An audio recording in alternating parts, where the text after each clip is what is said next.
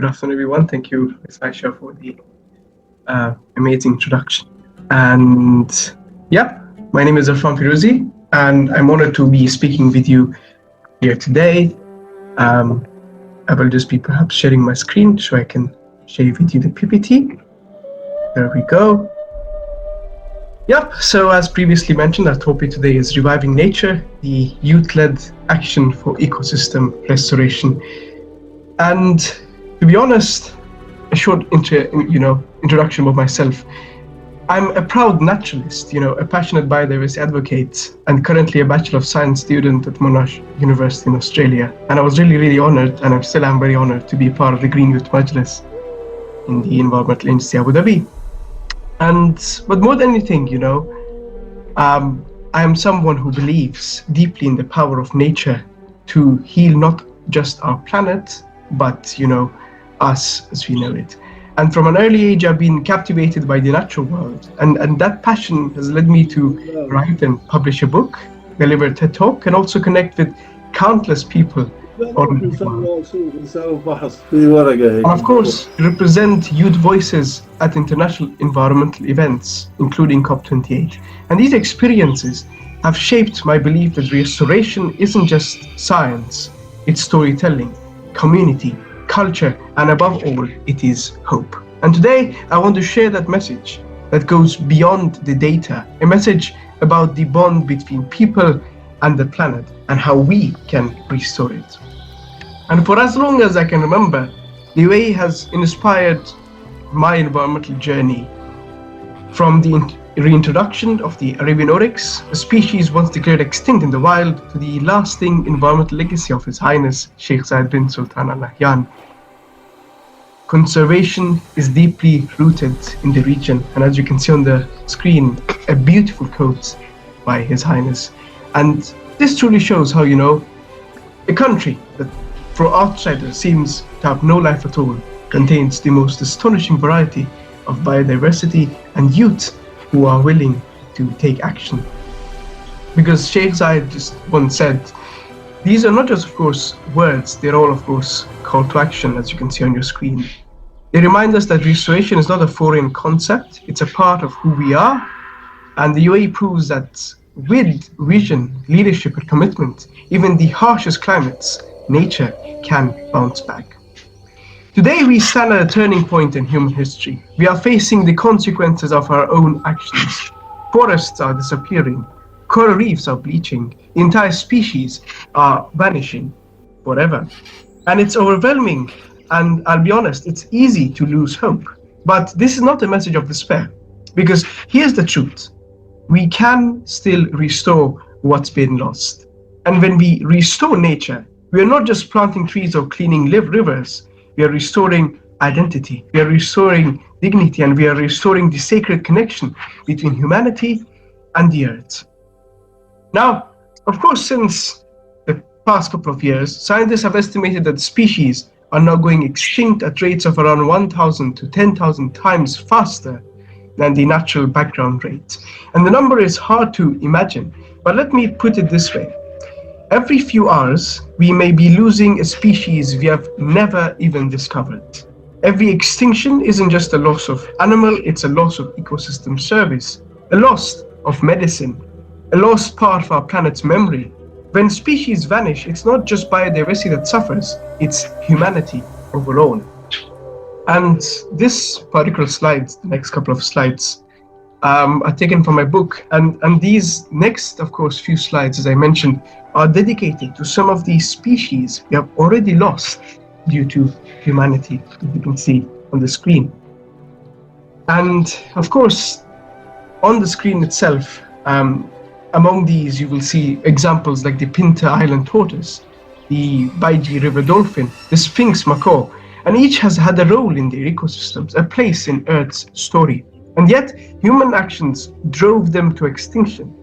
And the tragedy is that many of these species disappeared without most of us even knowing they were endangered. And countless others may have vanished before we had a chance to name them.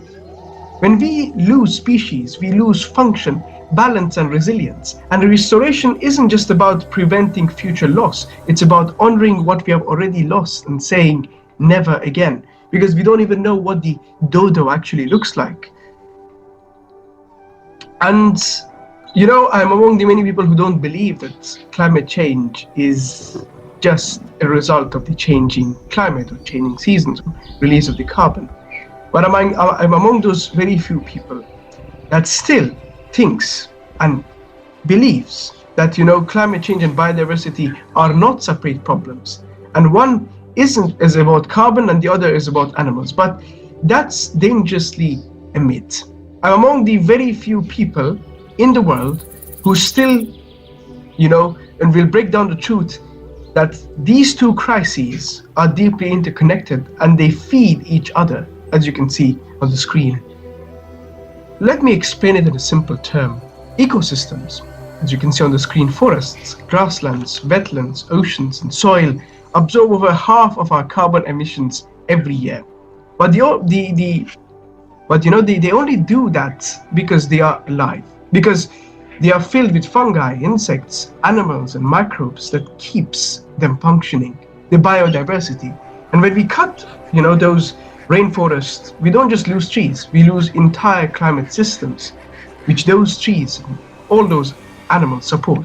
And when coral reefs, for example, die from rising sea temperatures, we lose biodiversity and carbon storage. On the flip side, as the planet warms, species migrate or die off. Ocean acidification collapses food chains. Drought and wildfires wipe out whole ecosystems. And according to the IPBES, climate change may soon become the #1 driver of extinction, of course, surpassing habitat destruction. And the cycle is vicious, to be honest, but not irreversible, because here's is the hope. By restoring ecosystems, we fight both crises at once. And of course, restorations, it sequesters carbon, it brings back species, and it creates jobs, revitalizes communities, and strengthens food security. It is quite simply our most powerful solution, which is something that UAE is extraordinarily leading in, from the mangrove restorations all the way to, different species conservation. Of course, from the ocean depths, the next couple of slides, of course, is going to be all statistics for you, just store it in your mind. But from the ocean's depths to the mountain peaks, we are witnessing the wild being pushed to the margins. Biodiversity is not just, about beautiful creatures, because it's about interdependence. A single species gone can unravel entire ecosystems like a thread pulled from a spider's web. And we are living through the Earth's sixth mass extinction, driven not, of course, by natural forces, but by human hands. And in just 50 years, human activity has reshaped the planet more drastically than any other forces in history. And we have entered, of course, the Anthropocene, a new era defined not by geology this time, but by us. And since the Industrial Revolution, we have released over 2,400 billion tons of carbon dioxide into the atmosphere. And 2024, or maybe perhaps 2025, was the hottest year ever recorded. We had even high peak temperatures here in UAE, especially in Ain. And I've seen the changes, firsthand. The once thriving natural spring near my home had shrunk by half in my lifetime. And of course, freshwater crabs, keystone recycling of nutrients, are vanishing, and their disappearance signals the slow collapse of a resilient ecosystem. Of course, over 34,000 species are currently threatened with extinction, and since the 1500s, as we saw in the past couple of slides, nearly 900 species, from birds and mammals to amphibians and even fish, have vanished. And since the 1970s, vertebrate populations have declined by 60%, and insects, those and decomposers, have declined by 80%. Behind every number is a story, of course. A silence where, once they are gone, flight or light, they will never come back again. Because, I still remember, I think most of us in this call will remember that when we all were small, we used to remember driving, in the highway, and our windshield used to be covered with, speckled with insects. Today, those splatters are gone. And it's not just, nostalgia, as some call it, but it's a biological warning sign. Insects are disappearing before our eyes, and with them, the web of life they sustain.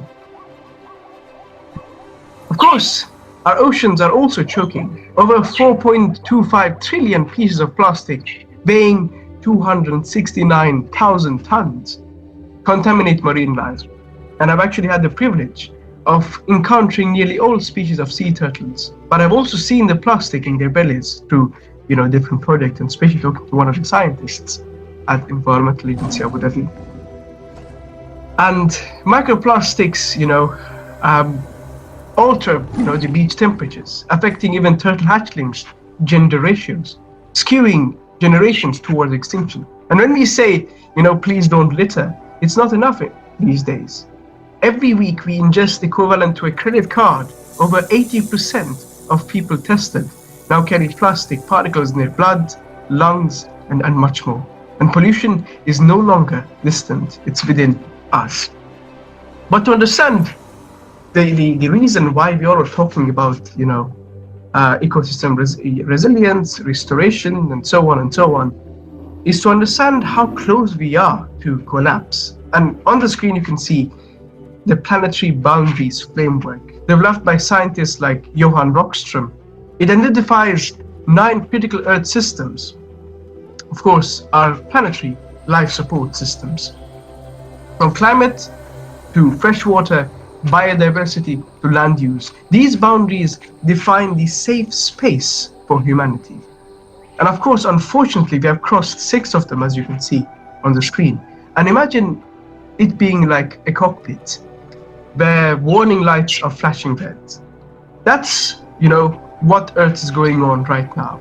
And 2 of those most urgent flashing alarms are, of course, biodiversity loss and climate breakdown, deeply connected and both accelerating. Now, of course, I always have proposed the idea of rewilding. And rewilding to me is not just a conservation tool, it's a philosophy. It asks us to let go of control, to let nature lead, to step back and trust in wild wisdom. Some people call it nature-based solutions. And rewilding isn't just the return of wolves to Yellowstone or the Arabian oryx system in the UAE's deserts, it's the reweaving of the relationships, predator and prey, fire and forest, human and humanity. In my TEDx talk, I explored 4 pillars of rewilding. I used the term rewild as a framework where R, signifies regenerates. If, let's say, heal land through native plants, soil and water. E is, of course, evolve, let nature change, adopt and surprise us within our own cities itself. W is, of course, welcome wildlife, from bees to bears. And I is innovate, blend traditions with new technology. And L is, of course, learn. Learn from who you might ask, learn from elders, from the indigenous community, from ecosystems, because every leaf has a story to tell.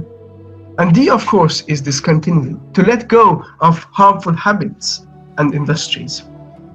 For example, in the forests of Australia when I was there, I once sat, beside a mercury lamp, and moths were just dancing around me. And some of the size were the size of my palm, their wings more intricate than, the most extraordinary carpets. And that night, I simply watched. I listened. I felt rewilded. And rewilding is not regression. It's remembering forward, a better way to coexist. And of course, one of the things that I have recently shifted my work towards is citizen science. It's one of the most extraordinary impacts I've seen that can have on biodiversity and biodiversity health in the data. Because when we look at it, the reason we are having this extent of biodiversity loss is that, we simply lack awareness. We don't know much about, let's say, where this particular species lives, what within our cities is invasive and what is not. And, people always think that science is, in our labs only, but I'm telling you, it's not that way.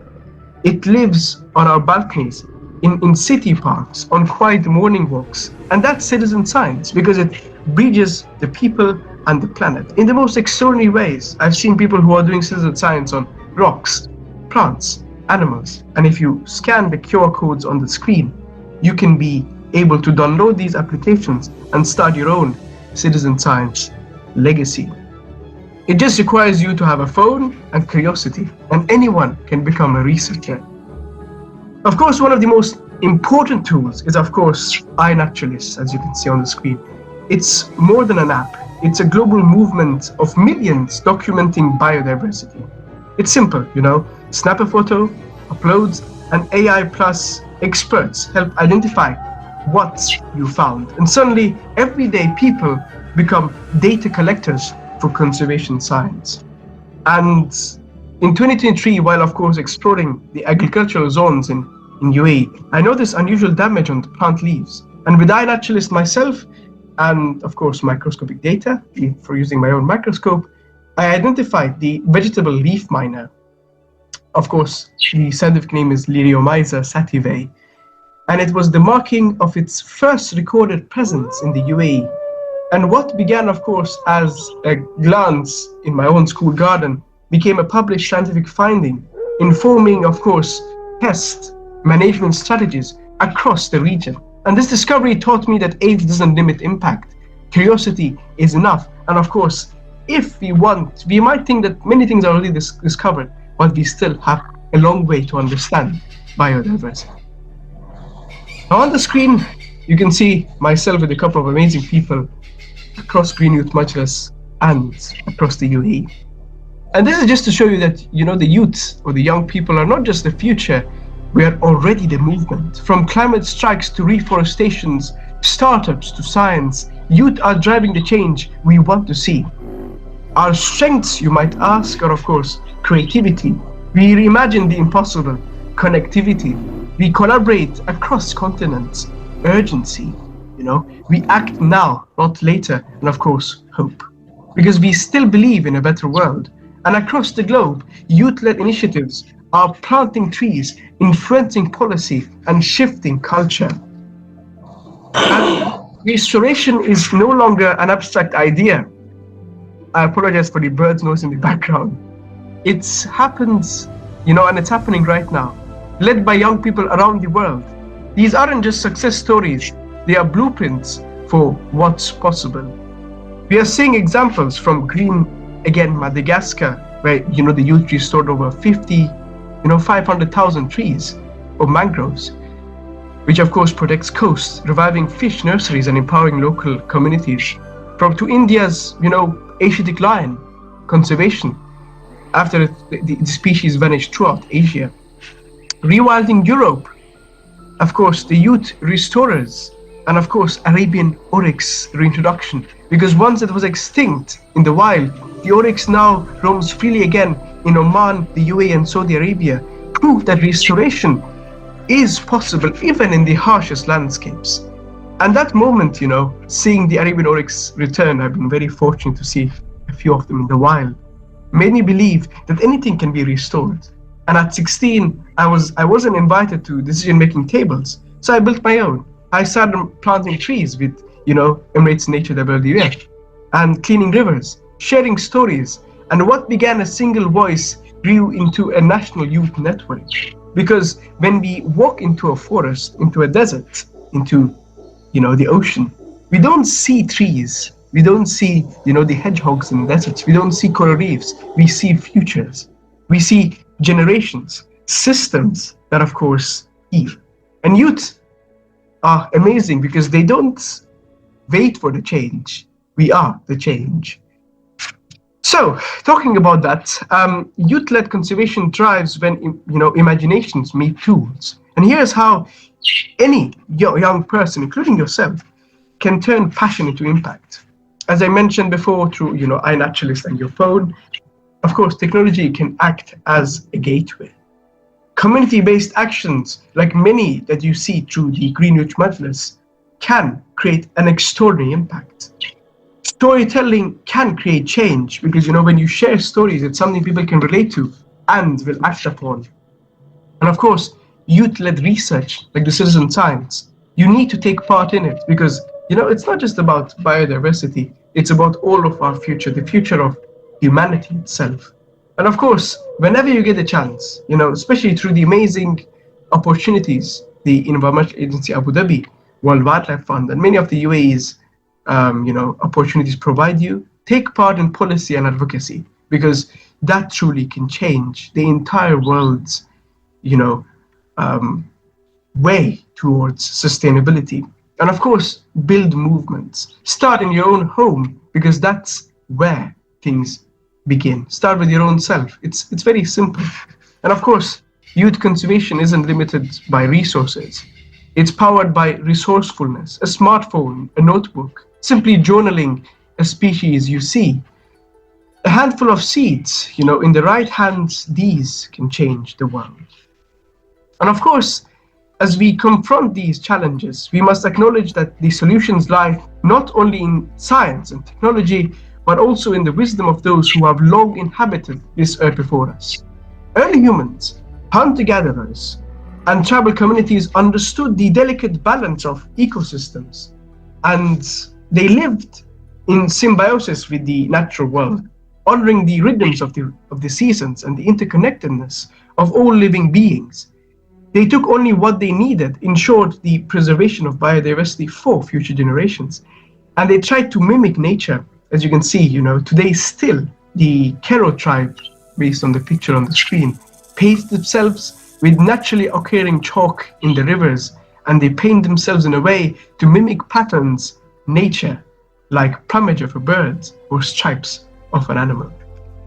And of course, where you can see, indigenous people hold the key towards one of the biggest, impacts towards sustainability and many other achievements that we need to have to save the planet. And of course, somewhere in our pursuit of progress, we lost that balance. And I once spoke with Mr.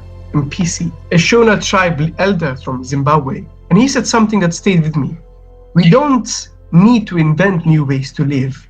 We need to remember the old ones. Try to acquire good skills of survival, not depending on the outside world, on the civilized world, which makes them handicapped. Then they don't think, they count in gadgets and forget the business knowledge.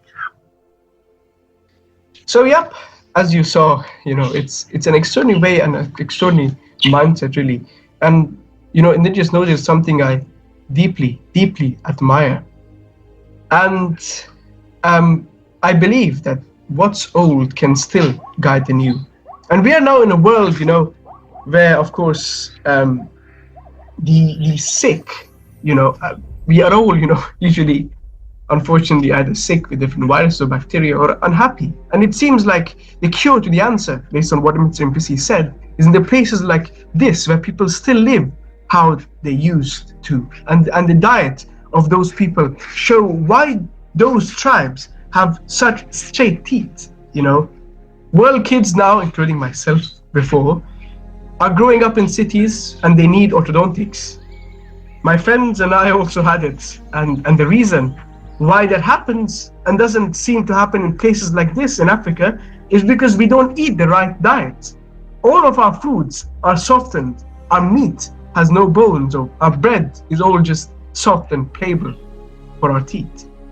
And they don't have the purpose, really. We don't really chew. We don't gnaw. We don't gristle anymore. And teeth, just like the human spirit, without given a purpose, they just drift and they stick upwards and sideways. But the body, like the earth, needs resilience. And Mr. Mpisi told me straight teeth are not genetic, they are ancestral, they are earned. You are putting chemicals in your body. We use natural food, which heals. Remember, in our African region, we use nature. We depend on nature for food, for medicinal properties, for wild fruits. We can't survive without natural resources. We need them. That's why you are connected with nature. So too is the balance of this amazing nature, which you have, of course, you have stopped knowing, you have stopped remembering. It's time to start again. Talking about that, in the Hadzabe tribe, on the other hand, for example, there exists a small tribe of hunter-gatherers living by the lake Eyasi. And the Hadzabe, in their name, are the last tribe of hunter-gatherers left on Earth with only around 15,000 individuals left. And Chaba is one of them, one of the 1,500 individuals. And he is, of course, a lead hunter who was the warrior who shot a baboon, as you can see, with a poison arrow. And he said the same thing as Mr. NPC, that city food makes you sick. The next day, these guys, based on what I heard, they ate the raw liver of the deer, and they're not wrong. 60 years ago, these chronic illnesses like, diabetes or like Alzheimer's, weren't that really a big problem? And these days, 60% of us actually catch them and other such sicknesses, especially due to our high intake of red meat. But the story does not end here. We have the opportunity to reclaim our places as carers of the environment, as the caretakers of the earth, to learn from the wisdom of the indigenous communities who have maintained the connection to the land and human ancestors. And as a young boy, my love for the natural world, which led me to explore the environment, the unique environmental conditions of the deserts of the UAE, and these stories and practice of these communities, I found that their relationship with nature is not merely, of let's say survival, but it's one of deep spiritual and symbiotic. Because I witnessed that if given the chance, nature does recover, and it can be found all around us. And it depends on it for everything, despite us believing otherwise. We depend on it. Indigenous people from the hunter-gatherers of the Amazon all the way to Africa, they have the knowledge of over thousands of years, and when they merge with the technology that we currently have, like AI, they can create sanctuaries where biodiversity flourishes. Now on the screen once again, you can see another tribe called the San people of the Kalahari Deserts, and they are considered the last tribes on Earth to use what some believe is the most ancient hunting technique of all the persistent hunt. They run down their prey. Might seem impossible in a desert, but Karohi is the runner in this hunt. Karohi is the one on the screen, of course.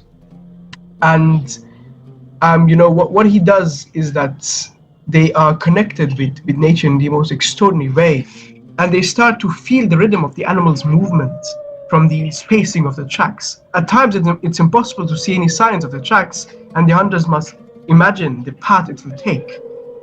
And this was how men, our ancestors, hunted before they had weapons, when a hunter had nothing more than his own physical endurance with which to gain its prize. And they run down their prey, as I mentioned, and the chase can last for 8 hours. And by the end, unfortunately, both the hunter and the hunted both become at the end of their strength. And then the animal, of course, collapses from sheer exhaustion. And, usually, for example, in Karohi's case, they throw a spear, and it doesn't really have any impact. It's just a symbiotic or a symbolic gesture. He pays tribute to his quarry, the animal's courage and strength with ceremonial gestures that ensure that its spirit returns to the desert sands from which it came. While it is alive, of course, he lived and breathed with it and felt its every movement in his own body. And at the moment of death, he shared its pain. He rubs the animal's saliva into his own legs, in his knee, to relieve the agony of his burning muscles. And he gives thanks for the life he has taken, so that he may sustain the lives of his family, waiting for him in their settlements. This is, of course, not anything perhaps to do with sustainability, but this shows how much indigenous people even respect nature, and they ensure nothing from what they hunt is wasted. How often do us respect our food, our ancestors? Now we don't even think about it, right? At some point, the struggle and the hardship that the people on this planet who survived had gone through, we forgot that. These incredible survival stories, what happened to get you right here on Earth, we don't even think about that anymore. I can't even list the names of my great-great-grandparents. I don't even know who they are. I don't even know where they were buried. That's something we have lost in the modern culture. Indigenous people, on the other hand, give you wisdom and different ways to tune the antennae, to speak to your roots that planted you here, to connect with the earth. On the other hand, I also once interviewed Sokolo, a Hadzabe tribe elder, and he said, "We can't find meat and get hungry. When people from the city were here, the wild animals go away. That tribe here with their cattle, they are grazing goats, cows. When they are here, wild animals leave." Even in the remotest parts of Earth, urban pressures pushes nature to the brink. Talking about that, once again, we have got the amazing Mr. MPC, and let's see what he has to say about our effects on biodiversity. Talk about one. Humans enjoy us, they love us, but you are doing a lot of problems to them. Want to socially friendly. You spoil them. What is the poison for animals? Is our food. Your poison. They change their behavior. Then you are saying they are but you are the cause of that. When you are moving into the city, it's an area where animals live. You are blocking their movement. You are disturbed with machines and so forth. They like to say, "Hey, move out, it's our homes." And then you are saying they are a problem. Then you make a lot of. No! Let them survive their way of. That's the problem with human. Problem with cities. They don't care, which is wrong. I mean, it's true, Cities don't care. And since the 1970s, we have lost 60% of vertebrates, 80% of insects. And in 2004, the year I was born, CO2 levels were 377 parts per million. In 2024, we were at 425 parts per million. This is a decade, the line between restoration and regret. And of course, you might think, okay, in this short session, I'm just giving you doom and gloom and nothing much. But to be honest, you will wait there. There is hope. Of course, a vision 2030. That's something that I think about at least. Imagine a world where restoration is the norm, not the exception. By 2030, we could see forests once clear, now alive with bird songs, like the ones in my background, unfortunately. Rivers running free, bees and butterflies returning to city gardens, youth crafting policy at local councils, technology and traditions working hand in hand. I dream of a Middle East where the Arabian oryx roams freely again, within the cities itself, where the Persian leopard are protected by youth-led ranger teams, where young people aren't just learning about ecosystems, but leading them back to life. 2030 is not far away, but it's far enough to grow a forest, far enough to raise a movement, far enough to rewild the earth, if we start today. As you can see on the screen, there are 3 of our closest ancestors. Now you might ask why I've kept them there. That's because for nearly a decade, I've explored biodiversity and the stories of the tribal people. And one idea keeps resurfacing: connection. There's a theory called the Dunmer's number, proposed by the anthropologist Robin Dunbar. He studied primates and found the size of the species' neurocortex, the brain's social processor, limits the number of stable relationships it can maintain. For humans, the number is around 150. So beyond 150 individuals, you kind of start to lose grasp of who is who. But you can extrapolate this a bit further. So if you're used to living in a group of 150 people, you can accurately assume and understand the risks. You care for each other and are willing to help each other. In cities, that rarely happens. In tribes and close-knit communities, this meant everyone mattered. People looked after one another. They recognized faces, remembered stories, and shared responsibility. But our modern cities, we have far exceeded the number. We have grown outwards, but not closer. And that disconnection makes it easier to ignore each other and nature. The next is, of course, another last indigenous tribe that I wanted to bring forward. In 1779, Seneca chief Handsome Lake walked through a planted field. He felt something brush his shoulder and heard a woman whisper. But when he turned, he saw only the golden leaves of corn. The woman, he realized, was the spirit of the corn. One of the 3 sisters, corn, bean, and squash. These 3 crops, grown together, nourish not just the body but the land itself. The corn, being the eldest, stands tall and strong. Beans climb the corn, adding nitrogen to the soil. Squash with broad leaves protects the ground from the sun and weeds. This is more than just agriculture. As you can see in this example, indigenous people teach us about sustainable agriculture. It's symbiosis, a relationship of reciprocity. Today, the Hedesona people still plant the Tree Sisters. Their method addresses the failures of monoculture farming, restoring soil health, conserving water, and minimizing the need for chemical fertilizers. Nature knows how to balance itself if we let it. And of course, the future of restoring doesn't lie in abandoning technology, but in blending it with the timeless wisdom. Please, let's be responsible. Please. We destroy, we chemicalize, we deplete one thing. Don't want to apologize to wrong things we did to nature. Once again, Mr. MPC's advice. So, talking about that, we can still feed the world without draining it. We can design systems that work with nature, not against it. We can honor our ancestors by ensuring that wisdom is protected and becomes the foundation of our future. And to close this section, let's hear directly, of course, from someone who inspires me deeply, Dr. Jane Goodall herself. Because she believes that we are not just telling stories, we are writing the next chapter of Earth's recovery, which everyone has a role to play.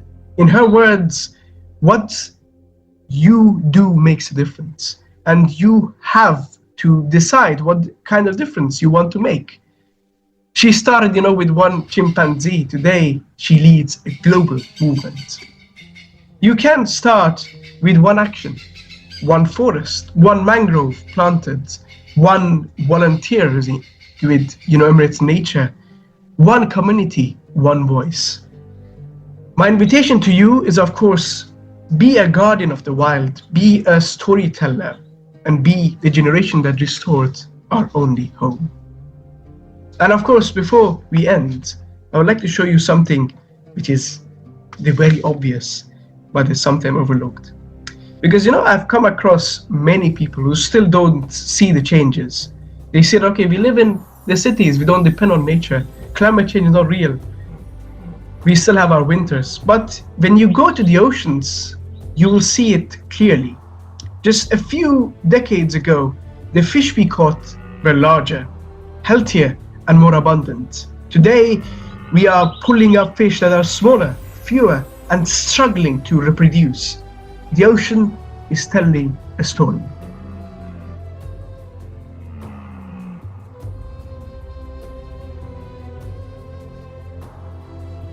But the question is, despite that story being said, are we listening?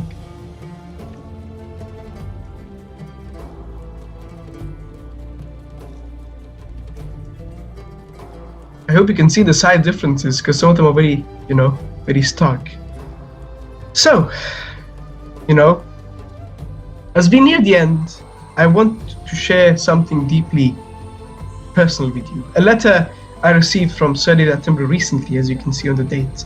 He wrote to me, tell all your pupils that we can all help the natural world by not wasting things, anything at all.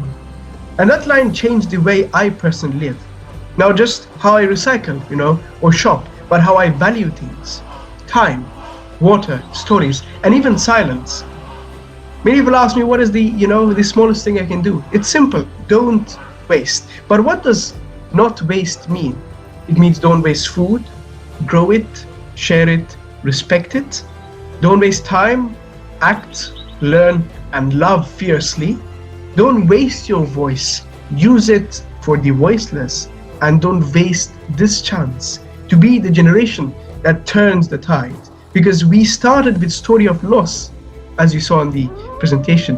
We moved through the stories of hope, and now we end with the quiet but powerful truth. We can all help by just simply starting not to waste anything at all. And I truly appreciate your attention and energy this far. Biodiversity unites us across boundaries and cultures and languages. It reminds us that we share a common destiny, as you saw through the many indigenous communities I shared with you.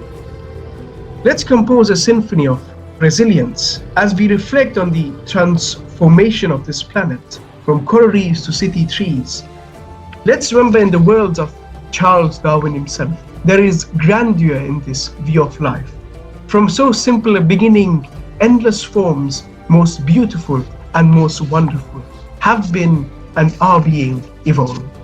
Before we wrap up and go to questions, I'd love to stay in touch with you to help support each other. And you can find the social media, emails, and so on. So feel free to reach out.